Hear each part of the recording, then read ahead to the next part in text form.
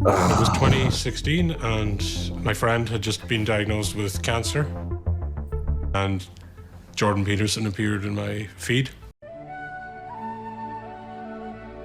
If you're in pain, you have no idea how many people that's killing, because they've been told since they were little that there's nothing to them but corruption and power.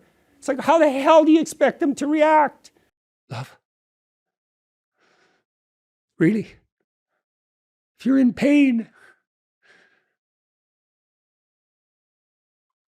love and truth, that's what you got. And you know,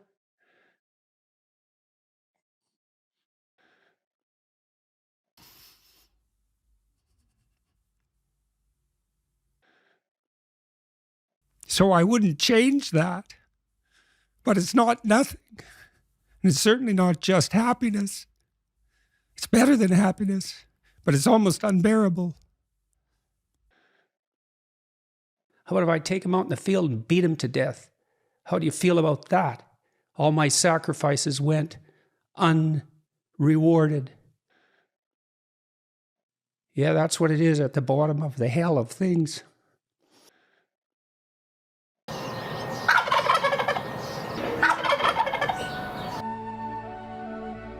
If you're in pain. What the man? Oh. What a squash. Everyone in Ireland walks in slow motion. I leave the house in the morning. That's the way I leave the house. Or I will from now on.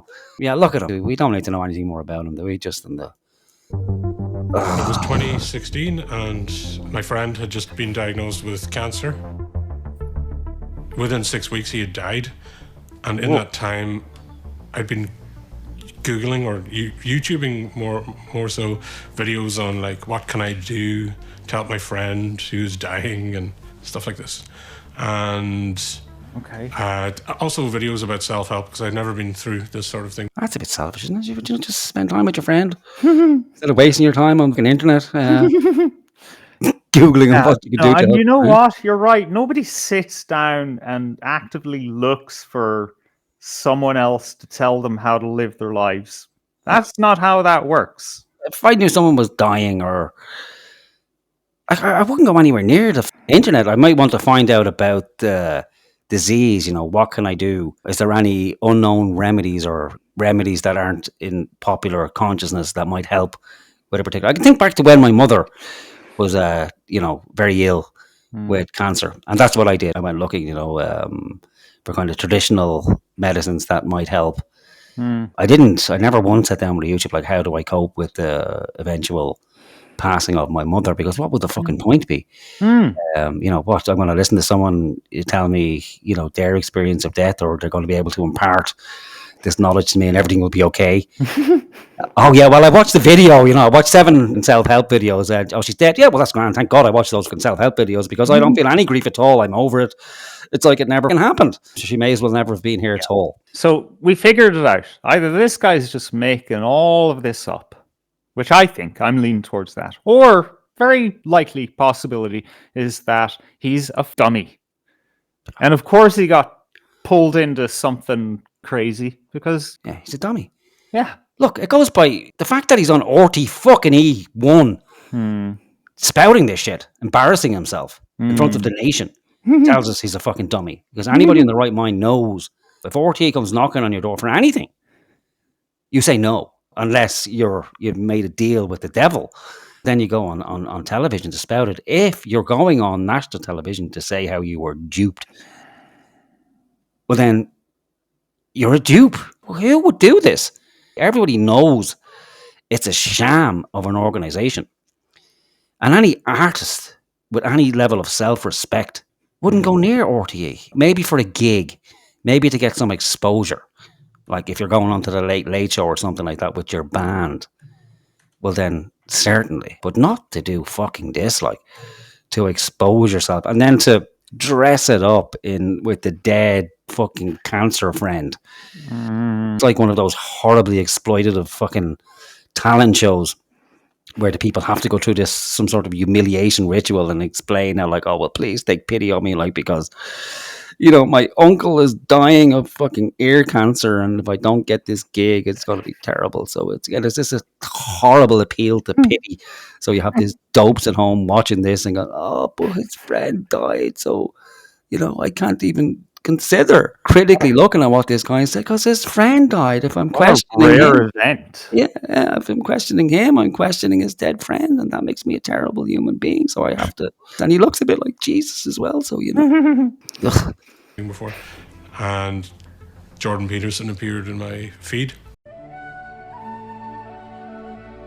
If you're in pain, you have no idea how many people that's killing, because they've been told since they were little that there's nothing to them but corruption and power. It's like, how the hell do you expect them to react? Love. Really?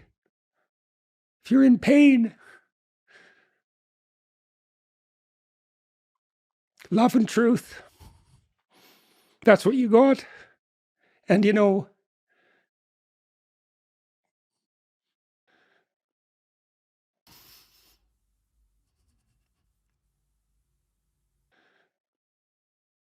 so I wouldn't change that. But it's not nothing. And it's certainly not just happiness. It's better than happiness, but it's almost unbearable. How about if I take him out in the field and beat him to death? How do you feel about that? All my sacrifices went unrewarded. Yeah, that's what it is at the bottom of the hell of things.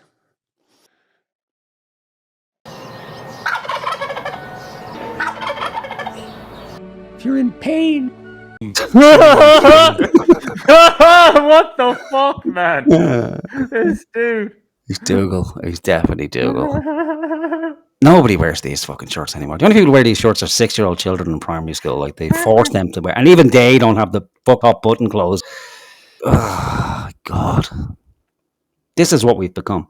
This is the future. Look at this dummy. Advice and so on. After that, I got served many other videos from some of the most lunatic accounts.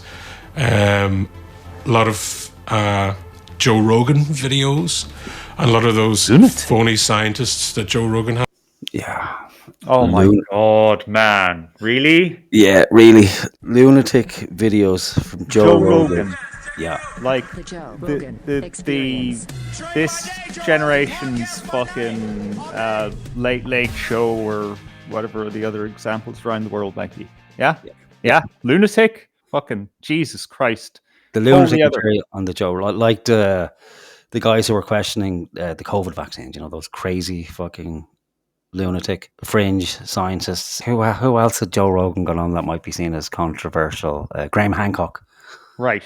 Okay, yeah. Rabid neo-Nazi. Yeah, crazy fucking guys, like, whacked out ideas, Joe Rogan hasn't been controversial since, 2000 when he was on Ustream. And even then it was, moon landing, Bigfoot. That was it. Yeah, that's as crazy as he's got. Yeah. And so it's kind of like, okay, he questions government, JFK assassination. Oh yeah, and he had RFK on. I guess I don't know what people the problems people have with RFK. I mean, sorry, not people. These people are not the real problems you should be having with RFK. He's actually gone against his mandate. He only puts out the window dressing that he's fulfilling his mandate. What he said, I think these vaccine things might be a problem and maybe we should look at alternative ways of keeping people healthy. Whoa, buddy. Jesus. Yeah. Fuck. What next? The fucking camps? Fuck you, man. Has on talking about gender and how trans people don't really exist. A lot of memes. That's a common one that's put out, isn't it? Like these dopey people, like they say, like, but trans people don't exist, and they take it literally, as if you're saying that the person isn't physically in the room. I've heard a couple of people say this, like, "What do you mean trans people don't exist? I'm here. I am trans." So unless the guy's autistic and he just takes everything fucking 100% literally. Nobody ever said that trans people don't exist. everyone agrees that there are people who identify as trans, but he is coming from this extreme fucking left perspective of to say that trans people aren't exactly what they say they are is to say that they don't exist, Yeah. that they're subhuman. So this guy has an agenda. How you don't go from being a neo-Nazi over to fucking trans rights activist. I'm sorry, this guy's full of shit. Memes on Jesus. Facebook, which a lot of them did actually seem innocuous, but they actually weren't. There was subtexts of racism in them that I didn't quite understand. Show us. Describe one. Can't, because he didn't understand them. You know, that makes no fucking sense. There were subtexts of racism that I didn't quite understand. It was a Rorschach test of a fucking Facebook post. Yeah. You made up your own fucking fantastical idea of what the person was saying. Really fucking unique. We never saw examples of that on the internet, have we, Morgan? No. Again, he's so right on. He's so anti-racist that he couldn't recognize, he couldn't register the subtext racism that was there. But something told him, maybe it's his hair. His hair alerted him that something was wrong. Like it started tingling. I was talking so much about this stuff that it was pissing everyone off around me, mostly women, and I didn't know why. It felt like a bit of crack, like a sport. And I met a load of other people that were in the same... I don't think this happened. No. But I don't know. See, I did a little bit of research on him, right? So there's a couple of articles. All right. Where he goes on about this at fucking length. We might have a look at one or two if we have the energy after we get done with this. So I think what's essentially happened here is the guy was red-pilled at some stage, right? Right. So he's coming from this background, this little kind of left-wing background, which is probably everybody in Ireland at some stage, because it's a left-wing, it's a socialist fucking country, you know, it's a socialist republic.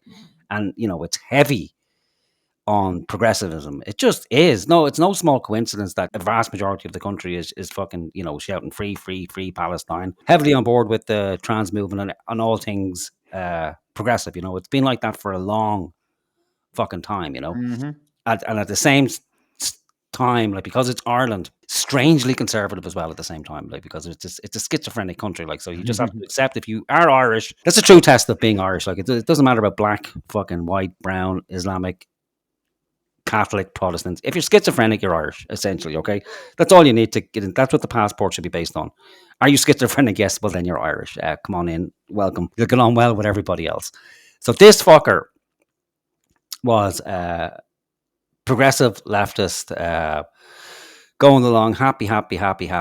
Then his friend dies, so he has a crisis, and he starts the first real experience he's had of death that has had a real effect on the guy's life. So when you have a traumatic event in your life, you tend to question, you know. It's like, oh well, fucking hell, like, this guy's died, like, we're friends, he's only in his 20s, what does it mean? Like, it makes no fucking sense to me. Like, and then there's a questioning period, and, you know, what's this and what's that, and so then he's can't get answers, because answers don't come easy for those types of questions. Like, people spend, you know, a lifetime trying to give answers, and they just end up giving their best approximation because it can't really be answered to anyone's real satisfaction. And then he'll go to, you know, the repository of knowledge, which is indeed the internet. So in his travels, we can take him at his word that he's come across all these videos, and then he's come across Joe Rogan. Joe Rogan is essentially an interviewer. Like you said, he's the Gay Byrne or the Johnny Carson of our time. Anybody who's interesting, he will have on and have a 3 or 4 hour conversation with him, which is very rare, or was rare in this day and age. So you get to hear ideas in depth, and many ideas, and many that might be new to you. And many that might make sense because they're either true or, you know, logical. And he goes, oh, well, you know what? Jesus Christ, that makes sense. I may have been wrong about this particular thing. And then he's willing to hear, you know, more and more and more. And so he gets heavily involved with Joe Rogan. So then, like you mentioned earlier, the algorithm picks up on it. Okay, this guy likes this material. So we found through the algorithm and the data set that people who like this material also like this material. And they also like this material. And they will push that to you. And then if you watch it, well, then it will give you more stuff that you have an interest in, because the only thing the algorithm is really interested in is keeping you online so it can push adverts to you. Doesn't have any sort of nefarious thing. I want to turn you into a Nazi. I want to turn you into a fucking, a Jew hater or the next Mao. It doesn't care. If the algorithm finds that you want to watch, kiddie videos all day, it will push kiddie videos to you because it only gives a fuck about the advertising, getting the advertising and the money, and that's it. Okay, that they just care about their advertisers and they can keep you on there. It's great. And then he's bringing this new knowledge to his friends and family, who would also happen to be generally progressive. And when you go to friends and family with new knowledge that is maybe somewhat controversial or goes against their general beliefs, well, then they generally tend to push back and go, hang on, what the fuck are you talking about? Have you gone nuts? Let's get to your doctor. There must be something terribly wrong with you, And then, of course, he's this new knowledge. And so he's going to tell other people about it and share it, which is a very human thing to do when you discover new things that you go, other people look at what I found. I've been there. Have you seen? Everyone has, because it's general human behavior. Have you seen this new shiny thing I've seen? It's called an idea. Do you want to look at it? Let's examine it. And it can go too far, let's be honest. Everyone's met that wife, that fucking crazy guy who's like, have you heard about Osama bin Laden's shoe? That George Bush, that was Osama bin Laden's shoe. It was, it was all a big conspiracy. I've been that guy too. Yeah, the shoe took down the Twin Towers, and it's zealotry, and it all comes out of a good place, because it's like, oh my god, I have this great knowledge, I have to tell everybody. If only everybody knows, well, then the world will be fucking saved and everything will be fine, right? And then over time, like, generally, you can become annoying for people where you go, listen, would you just shut the fuck up, sit down and relax, okay? But it seems for this guy, his friends they weren't having it. It's like, no, we're not listening to it. We don't want to know about it. You're a Nazi, you're a racist, even to bring these things up. And then eventually, I don't think he's come to the realization where, you know what, actually, they're right and I'm wrong. I think he just got, from his own words there, it's like, okay, well, if I continue down this road, he's going to be isolated because he's not getting the attention from his friends. So he has to adapt and conform, and that's And if he's a musician, is he going to sing songs about window panes and glasses of milk? Like, and that's a lot of friction to bring into a band. One guy is right wing, the band is left wing. It's not going to fucking fly anymore. No. Like, so he must conform. So he's had the red pill and was happy with the red. Now it's leaving his stomach is churning a bit. So he's puked the red pill back up. Or he's what do you call that guy in the first Matrix movie? He just wants the nice juicy steak, Do we have a deal, Mr. Reagan? I know this steak doesn't exist. I know that when I put it in my mouth, the Matrix is telling my brain that it is juicy and delicious. After 9 years, you know what I realize?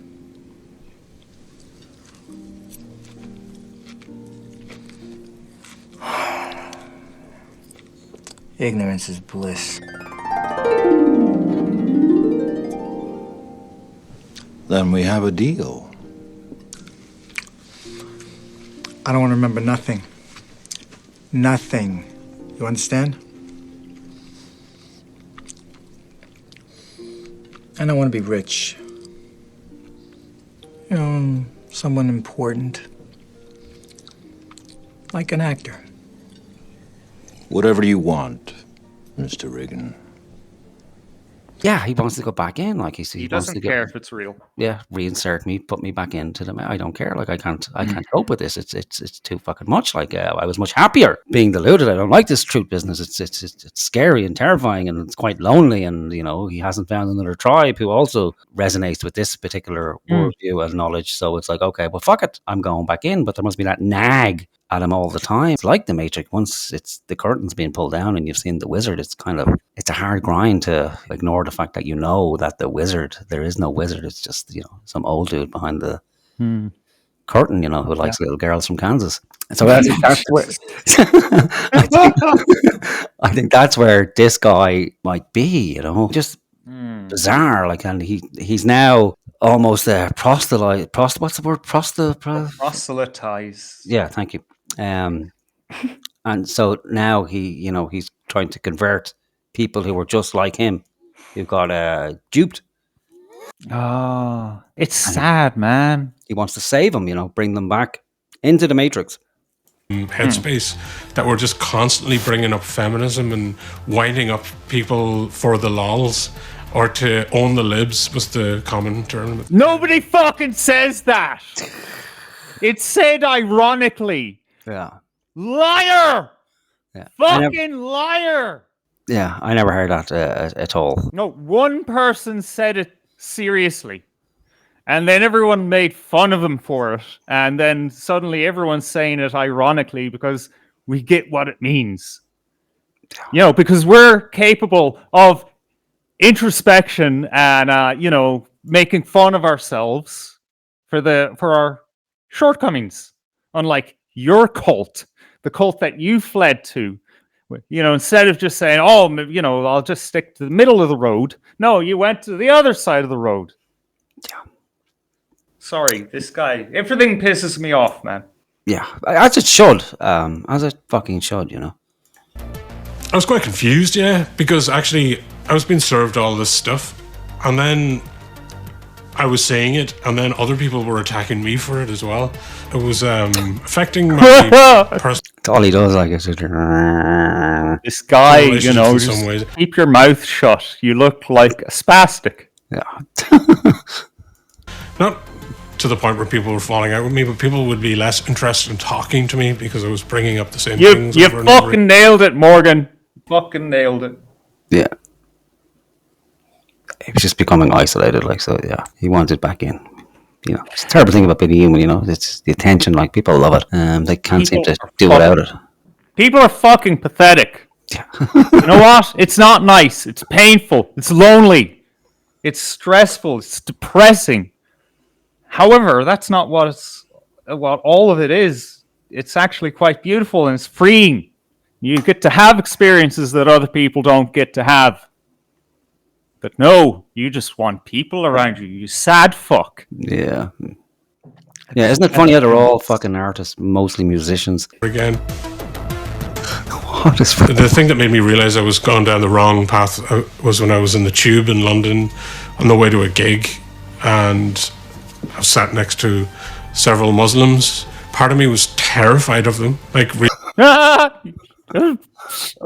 you should be. Yeah. Oh.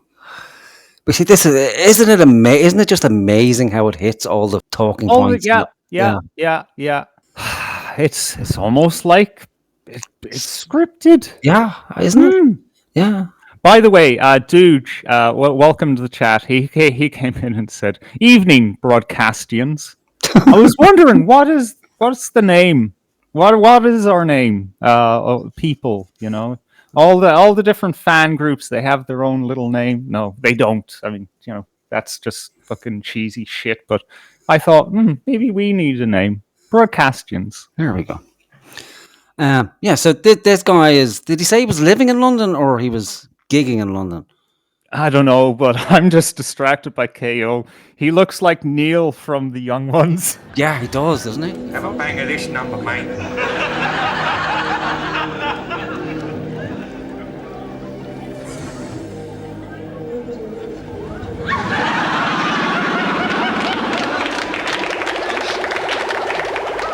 Did you see that? Play Vivian, or who did Rick Mail play in Spitting Image? You're putting me to shame here. Rick Mail. Was Aid Edmondson was Vivian. Vivian was the punk, was he? So there was Neil, Mike, Vivian, and what's the other fucking guy's name?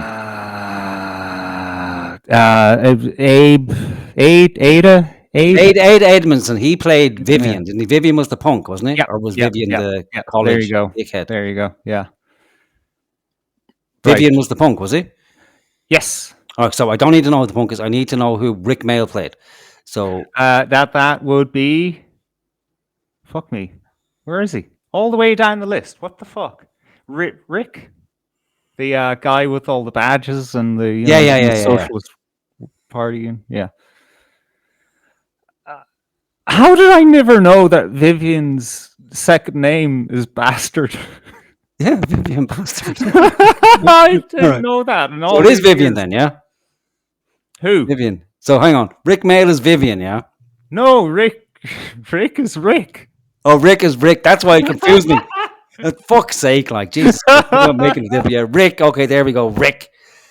Ty Kicky is Rick, but not as charming Yeah. and not as much Yeah, that makes sense.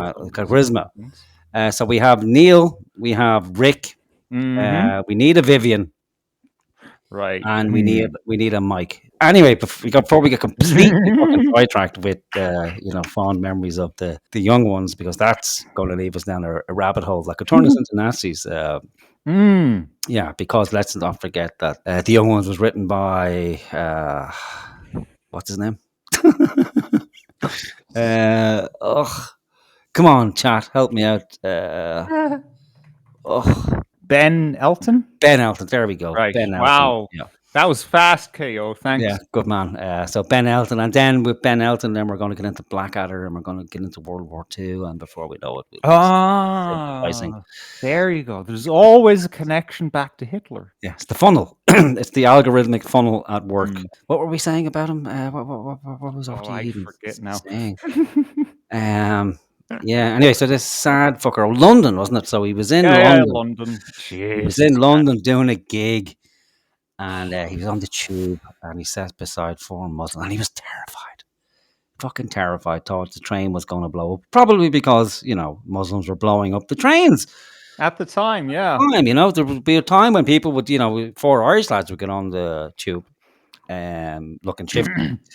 You know what? I'll tell a story. Sorry, when my mother was pregnant with me, right in the 80s, right, my mother and father went on holiday to Portugal, right? And they kind of traveled and slept in the van or whatever. Mm-hmm. When traveling home, they went through England, right? Mm-hmm. And my father had an electric guitar in a case, and they were at a train station, and then suddenly they were surrounded by armed police, and they were shouting, "Put down the guitar case," because some fella or woman even fucking picked up the phone to the police, said there's this Irish fella and a woman, probably heavily pregnant, walking around with a fucking guitar case. It could be a fucking machine gun in there. Yeah. Something. And that's just the way it was, because you know what? There was this thing called the Provisional IRA, and they were blowing up innocent people. It's kind of understandable. Yeah. Again, so he was fucking terrified by the Muslims, and we can only assume the reason he was terrified by them is because of Joe Rogan and Jordan Peterson and the crazy scientists on the Joe Rogan show telling him to hate the Muslims. And again, just like our previous guest, that female, this guy, or this type of guy, again, no responsibility for anything. Like, whatever he hears, he believes instantly. Like, it doesn't matter who it is or what it is. Like, he's retarded. So, if he was watching if the funnel sent him on the Disney Channel, he'd be thinking Mickey Mouse is real, because he's no critical thinking skills at all. He just can't, he just can't. In a parallel universe, he became a brony. What do you call those guys that dress up as furries? Yeah, he's attending a furry convention, bathing in other people's piss, and Yeah. He's gay, like he's a closeted homosexual. Like, let's be honest. I could give him 3 years and a sniff at a record contract, and he's halfway on his way to having tits anyway. Look at him, fucking look as we walk, like he's got a bit of a titty jiggle. Now, look at those titties. Oh, I get it. His friend wasn't really his friend, was he? It was his lover. There you go. Yeah. Nice. Oh, yeah. And then out of like the real definition of homophobia, which is a hatred of your own homosexuality, he just veered towards hatred of women, things like that, because he couldn't accept himself. And now he's on RT moralizing at the rest of us because he's a fucking retard. who doesn't know realised I was himself. going down the wrong path was when I was in the tube in London on the way to a gig, and I sat next to several Muslims. Part of me was terrified of them, like really terrified of them, and I started to wonder, like, what the hell is going on with me? Like, why am I feeling this way? The realization of this was like a weight off my shoulders, actually, because I realized that I'd been wrong, and that I'd been duped, and that I'd been filled with all this fear. I saw the What image the of fuck? Iggy Pop wearing a dress, Okay. and the quote said, "I am not ashamed to dress like a woman because I am not ashamed of women." And that really solidified it to me, made everything coherent in my head about I know, right? How square that fucking circle? What? I don't know. I thought I edited this, but I didn't. This is actually happening. Like, Wait. Like, what has that got to do with anything? I don't fucking know. It's I don't know. It's like I feel like I've been pulled into the Matrix. So let's get this right. So he's on a train Right. with a couple of Muslims, Okay. and then all of a sudden he's terrified.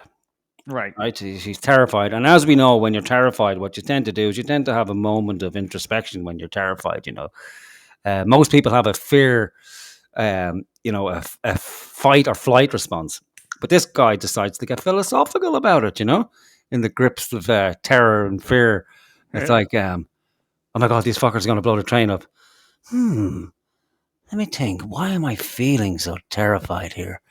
I know what it is. I've been consumed by hate because of Joe Rogan and Jordan Peterson. They have trained me to hate the Muslim. And let me just go for a stroll and clear my head. And then he's walking down the road and he sees this poster of Iggy Pop, of all people. So if you're ever going to look for someone to take advice from, generally don't take advice from a 68-year-old fucking former heroin addict. Who dresses in ladies' clothing because somebody paid him. But so we've seen this fucking poster somewhere. I'm not ashamed to dress like a woman because I don't think it's shameful to be a woman, and that snapped him out of his spell immediately. Is that really what happened to him? Is that what he's saying? That's what he's saying. That he had that fucking eureka moment where scary Muslims. Was terrified. he high? Huh? Was he high? I don't fucking eat high. You'd hope so. He must have been on mushrooms or something. Yeah, it's bollocks.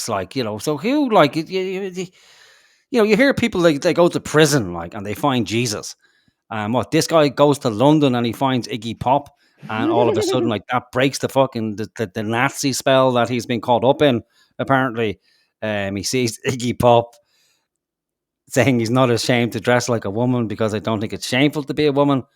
And then it's like, okay, that makes sense now. So I'm no longer afraid of Muslims. If he was, either deeply closeted or, he wants to be a woman. And now it's like, oh, well, if Iggy Pop says it's okay for me to dress like a woman, well, then it's okay to dress like I've nothing to be ashamed of. How this relates to being terrified of Muslims and viewing himself as some, proto-Nazi makes no sense. No. At least to me, it makes no fucking. So we'll hear him out anyway. See if he can, make sense of it for us. And the quote said, "I am not ashamed to dress like a woman because I am not ashamed of women." And that really solidified it to me, made everything coherent in my head about what femininity is and why you should not hate people who express themselves as the feminine. Did we miss a section where we were talking about gender and femininity? Or I don't. I think they're clever over there in RTE. They know that for their audience, it really doesn't matter. Yeah. Just say words. Or maybe again, it's RTE, so we'll be generous to the guy. Maybe they interviewed him for 2 fucking hours, like they normally do. And they've cut it and sliced it, stitched it together. Yeah, so they've stitched it up they've told this. Yeah, they've told this guy, listen, come along, we'll hear you out. Say what you have to say. When Patrick Keelty gets back from his holidays, we'll give you a gig on the Late Late shows. People can get to hear your music, get get your music out there to the general late show audience, you know, couldn't be arsed coming to one of your gigs ever. That's being generous. It makes no fucking sense to me, like, because it's not following, you know. It's like, okay, well, they just got what they needed from that piece, then cut. Then they spent 15 minutes talking about gender and, you know, femininity, and then squeezed it into that section at the end around Iggy Pop, but linked it to Muslims. It makes no fucking sense. Yeah, I suppose, you know, maybe he was saying, yeah, you know, I was on this bus and it didn't blow up. So then, you know, that was the first kind of signal to me that maybe not the whole world isn't as black and white. Maybe, yeah. But like, that would be a good message to give to the world, except this segment is so fucking small because we have to listen to fucking Helen McEntee for 10 minutes of 40-minute fucking broadcast. These people suck. I just realized I've been brainwashed by a load of nonsense online. All that in 1 fucking minute. Fuck me. I started to realize it was just that hate itself in any form is just wrong. You know, it's bad for you. It's bad for everybody, and it just spreads like wildfire. Rob Mulhern there speaking to our Jack McCarran. Well, the regulator...